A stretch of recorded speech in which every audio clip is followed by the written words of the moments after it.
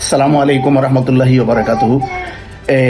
Faridpur press ক্লাবের সদস্যবৃন্দ সবাইকে আমার অন্তরস্থল থেকে ধন্যবাদ জানাচ্ছি এবং সাধুবাদ জানাচ্ছি। আমি স্পেন প্রবাসী রহমান সাহেব বলছি।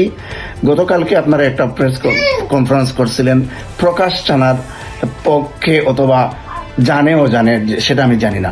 তো প্রকাশ চানা যে তথ্য আপনাদেরকে দিচ্ছে সম্পূর্ণ জাল এবং অবৈধ। দেখুন, বাংলাদেশ দূতাবাস তাকে পাসপোর্টের ব্যাপারে যেগুলো বলছে, সে এদেশে পাসপোর্ট ছাড়া কার্ড নেবায়ন করা যায় না। সে একটা কার্ড দেখাইছে, রেসিডেন্ট কার্ড স্পেনের। সে কার্ডের ডেট হলো 2028 সাল পর্যন্ত, 26/11/2028 সাল পর্যন্ত কার্ডের ভ্যালিড আছে। সে বলছে আপনাদেরকে তথ্য দিতে যে সে তার কার্ডের জন্য, সে রেসিডেন্ট কার্ডের জন্য সে ডাক্তারে যাইতে পারতেছে না, তার পাসপোর্ট নাই, এই সেই ইত্যাদি। দেখুন, আমার সাথে কিছু টাকা লেনদেন, তার এই হলো টাকা লেনদেনের বর্ণনা। সে বাংলাদেশ এমবেসিতে যাইয়া নিজে হাতে লিখিতভাবে কাগজ দিয়ে আসছে যে সে টাকাগুলা দিয়ে দিবে। এমবেসির পেজে থেকে এই দেখেন কাগজগুলা লিখিত এমবেসি পাঠাইতে বাধ্য হয়েছে। এবং আরো আপনাদেরকে আমি দিচ্ছি, এই যে তার আগের কার্ডের ডেট, এই দেখেন তার আগের কার্ড এবং রানিং যে কার্ডটা বর্তমান সময়ে তার হাতে আছে, বেলেইটালা কার্ড। এই কার্ড দেখুন, মানুষে বলে না যে সত্য কোনো জিনিস গোপন রাখা যায় না, এটা সে নিজেই তুলে আনছে সত্যটা। এই যে দেখুন, এরকম আমাদেরকে ব্ল্যাকমেইল করতেছে সে। এখন এই ব্ল্যাকমেইল থামানোর জন্য আপনারা সাংবাদিকগণ যারা আছেন, আপনারাই যথেষ্ট, অন্য কেউর দরকার নাই। সে বলছে তার ভাই গুম হয়ে গেছে। দেখেন, তার ভাই কিন্তু অলরেডি প্যারিসে আছে। সে তার পেজ থেকে লিখিত দিছে যে তার ভাই প্যারিসে আছে, অলরেডি সুস্থ আছে, ভালো আছে।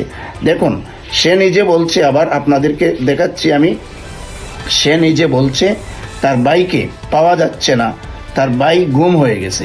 এবং তার ভাই যে গুম হয়ে গেল, গুম হওয়ার আগে তার ভাই তার স্থায়ী অস্থায়ী সম্পদগুলা তার ওয়াইফের নামে লিখিত দিয়ে সে গুম হয়ে যায়। সে গুম হওয়ার কারণটা কি আজও আমি জানি না।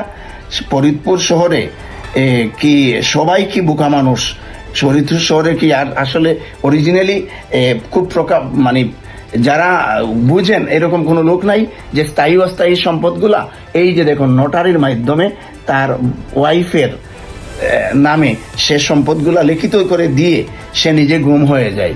এই যে দেখুন কাগজপত্র আমি দেখাচ্ছি আপনাদেরকে, এই যে দেখুন, সে তার সয় সম্পদগুলা তার ওয়াইফের নামে নোটারি করে দিয়ে সে গুম হয়ে যায়। সুতিজন, সে আমাকে স্পেনের আদালতে একটা দুইটা চেক দেয়, যে দুইটা চেকে কোনো চেকেই টাকা নাই। এই যে দেখুন চেকগুলা আমি দেখাচ্ছি আপনাদেরকে। এই হলো একটা চেক 15,000 ইউরোর, এখানে এই হলো আরেকটা চেক 15,000 ইউরোর। এই দেখেন, এটা হলো গিয়া লাকাইশা ব্যাংকের, এটা হলো সাবাদিল ব্যাংকের। সুতিজন, এই যে দুটা চেক আপনাদেরকে আমি দেখাচ্ছি, আপনারা দেখুন, দুটা চেক আপনাদেরকে আমি দেখাচ্ছি। সুতিজন, এই দেখেন এমবেসিতে বসে সে লিখিত দিয়ে আসছিল যে তার স্বাক্ষর করা কাগজ, সে আমার 15,000 টাকা অফিসিয়ালি যে টাকাটা লেনদেন হয়েছে এই টাকাটা দিয়ে দিবে। ব্যবসা বাণিজ্য করতে হলে আপনারা জানেন প্রবাসে সব টাকা অফিসিয়ালি লেনদেন করা যায় না। সুতিজন, আমি দেখাচ্ছি আরো আপনাদেরকে, এই দেখেন সাংবাদিক সম্মেলন করা হয়েছিল, এই কাগজ। এই দেখেন, এখানে বাংলাদেশ কমিউনিটি বাংলাদেশ এমবেসিকে সাবমিট করছিল এই কাগজ। এই দেখুন বাংলাদেশ এমবেসির কাগজ, যে কাগজটায় বর্ণিত আছে যে সে এই দুর্ঘটনা করছে। এই দেখুন, এখানকার কমিউনিটির ব্যক্তিবর্গ বসে একটা কাগজ সিদ্ধান্ত করছিল, এই কাগজ। অনেকের টেলিফোন নাম্বার আছে এখানে, আপনারা চাইলে ওদের সাথে যোগাযোগ করতে পারেন, কথা বলতে পারেন। সুতিজন, আর আমি কথা লম্বা করতেছি না, আমি এটাই বলবো প্রেস ক্লাব, ফরিদপুর প্রেস ক্লাবকে এই কথাটাই বলবো, আপনারা সাংবাদিকগণ যারা আছেন, আপনাদেরকে আমি আশ্বস্ত করতে চাই, আবারও আমি আমার ডিটেলস বলছি, আমি স্পেনে প্রবাস করি 20 বছর যাবৎ। আমি প্রকাশ চানার সাথে প্রতারণার শিকার হই। সেজন্য সে কালকে যে নিউজ করছে, সেই নিউজে কান্নাকাটি করছে আপনাদের কাছে। এই নিউজটা আপনারাই প্রকাশ করছেন। এটার সত্যতা যাচাই করার জন্য বাংলাদেশ দূতাবাসের পেজে আপনারা ঢুকলে সবকিছু পাবেন। এবং আপনাদের সহকর্মী, এই পেজের নাম কি না, সময় সমান টিভি, যিনি, ওনার সাথে আমার অলরেডি কথা হয় এবং রাষ্ট্রীয় পর্যায়ের 2-1 জায়গায় আমার কথা হয়।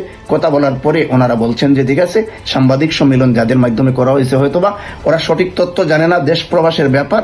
এখানে এই যে রীতা সাহা, ওর ওয়াইফের বাবির নাম হলো রীতা সাহা, বাইয়ের নাম হলো বিকাশ সাহা, নন্দ সাহা, সুশান্ত সাহা, তার নাম হয় আবার প্রকাশ চানা, ডিফারেন্ট।